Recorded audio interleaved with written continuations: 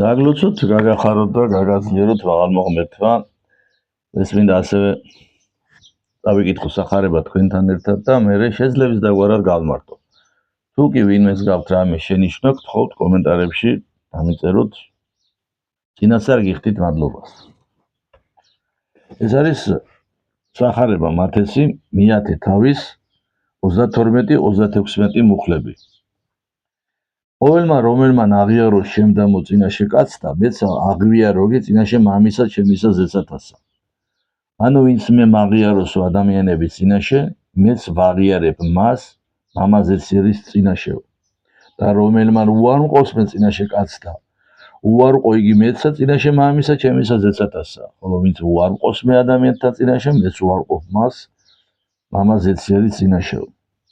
ნუ გონებთ ვითარმედ მოვედ მე მიფენათ მშვიდობისა ქვეყანასა ზედა. ნუ გგონიათ რომ მე ქვეყანაზე მშვიდობის მოსაფენად მოვედით. არა მოვედ მე მიფენათ მშვიდობისა, არამედ მახვილისა. მე მშვიდობის მოსაფენად არ მოსულარო. მე მახვილის მოსაფენად მოვედი დედამიწაზე. რამე თუ მოვედ განყოფად კაცისა მამისაგან თვისისა და ასული დედისაგან თვისისა და ზალი დედამთილისაგან თვისისა. რადგან მოვედი მე, რადგან მამა გავყო ძისგან, დედა გავყო ასულისგან, რძალი გავყო დედამთილისგან. და მტერი იყვნეს კაცისა სახლეული მისნი და ადამიანის მტერი მისი სახლეული, ანუ მისი ახლობლები გახდებიან. მეგობრებო, ერთი შეხედვით რა საშინელი სიტყვები არის ეს, ვაიმე დედა შეიძლება ვინმეს ეს იქ დაემართოს, ვაიმე რა სიტყვებია იქ, როგორ შეიძლება ქრისტე გაყოფდეს. საქმე არის სხვა ადგილზე უფალი ბრძანებს ასეთ სიტყვებს, რომ ვინაც შეიყვაროსო დედა, მამა, ძოლი, ძე, ასული, თავისი ქონება კიდე მით უმეტეს ჩემზე მეტადო, იგი არაა ჩემი ღირსი.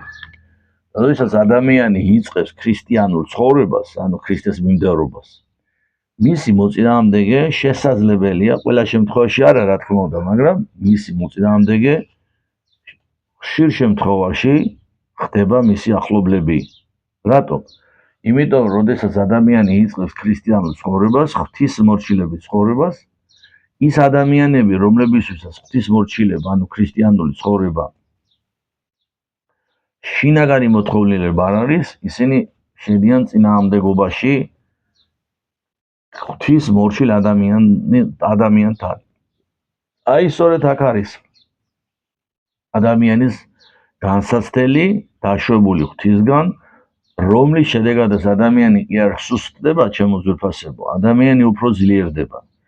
ოღონდ უნდა გავითვალისწინოთ, ძლიერდება იმ შემთხვევაში, თუ კი ადამიანი ამ განსაცდელს შეხედავს არა როგორც რაღაც დამამკოლებელ წინაღობად, არამედ როგორც საშუალებად, როდესაც გადალახავს მას, გახდეს უფრო ძლიერი, სულიერი თვალსაზრისით უფრო ძლიერი.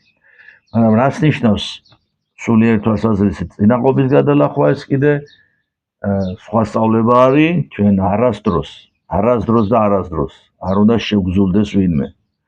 ჩვენ მიუხედავად იმისა, რომ ჩვენ ვტრობენ ქრისტეს ერთგულებისთვის, ჩვენში სიძულვილი არ უნდა შემოვიდეს. შეიძლება ვერ შეიყვარო, უნდა გიყვარდეს რა თქმა უნდა და სრულყოფილება სიყვარულშია, ყველა უნდა გიყვარდეს, მაგრამ შეიძლება ვერ შეიყვარო, მაგრამ მინიმუმ რაც უნდა შეძლო ჩემო ძვირფასო ქრისტიანო, არ უნდა შეგზულდეს. ეს არის მინიმუმი, რაც უნდა შეძლო. ჩვენ როგორ ცხოვრობთ, შემოკარგებო, მოდი ახლა პარალელი გავავლოთ. როდესაც ჩვენ ხედავთ ჩვენ სიგურე არსებულ მანკიერებას, ცოდვების კულტივირებას, როდესაც ხედავთ ჩვენი სამშობლოს სიკვდილის მოახლოებას, ჩვენი ქართველი ეთნოსის გენოციდის პროცესს. ამ დროს რას ვაკეთებთ? თანამშრომლობთ სისტემასთან, რომელიც სისტემაც ამას ყველაფერს ამბედურებას ახორციელებს. რა მიზნით თანამშრომლობთ? ოჯახი გვაქვს სარჩენი. როგორ გითხრა მაღალმა ღმერთმა?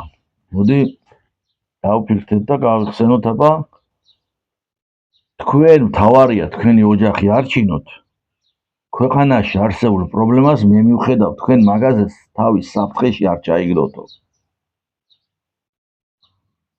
ასე გითხრა? მე რაღაც არ მახსენდება მგზავსი ტექსტი. და რაც ეხან ვისაუბროთ, რომ გაყოფა მოხდება მამის ძისაგან, დედის ასულისაგან და რძლის დედამთილისაგან, რა შემთხვევაში ხდება ეს? როდესაც ადამიანი სიმართლეს ემსახურება. ეს არის ჩემო ძვირფასებო ქრისტიანობა. ის კი არა, რომ ჩვენ გავჩუნდეთ და ყველაფერს ღმერთი მიხედავს, ღმერთისგან არის ყველაფერი. ესე იგი რა გამოდის? ღმერთმა ასე გითხრა, რომ თქვენ მთავარია, თქვენ თავი არჩინოთ და ოჯახი არჩინოთ. შეეკარით და ითანამშრომლეთ დანაშაულებრივ სისტემასთან, რომელიც შენი ერის ეთნოსის გენოციდს უწყობს ხელს, ხშირ შემთხვევაში თავად ახორციელებს, შემოყავს 1000 ჯულის მიგრანტები ქალაქებს აშენებინებს და ქართული იდენტობის გაქრობის პროცესი მიდის ქვეყანაში. და ამ დროს ჩვენ სწორედ ამ სისტემასთან თანამშრომლობთ იმისთვის, რომ შემოსავალი გქონდეს და ვაიმე რა ვქნა, შვილები ყავს არჩენი. პრობლემებს ღმერთი მიხედავს, მოაგვარებს ღმერთი, მე რა შემიძლია. ეს ქრისტიანობაა, ძვირფასო. ამას რატო გეეუბნები?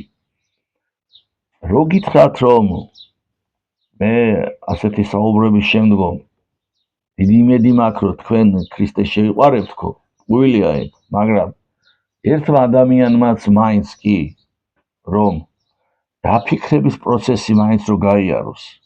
თუნდაც ჩემი საუბრის შემდგომ მე ვიქნები უზომოდ ბედნიერი, იმიტომ რომ რაღაც გამიკეთებია. თუნდაც რო დაფიქრდე, ჩემო ძვირფასო ქართველო, დაფიქრდე, რა არის ქრისტიანობა სინამდვილეში და რას ვაკეთებთ ჩვენ.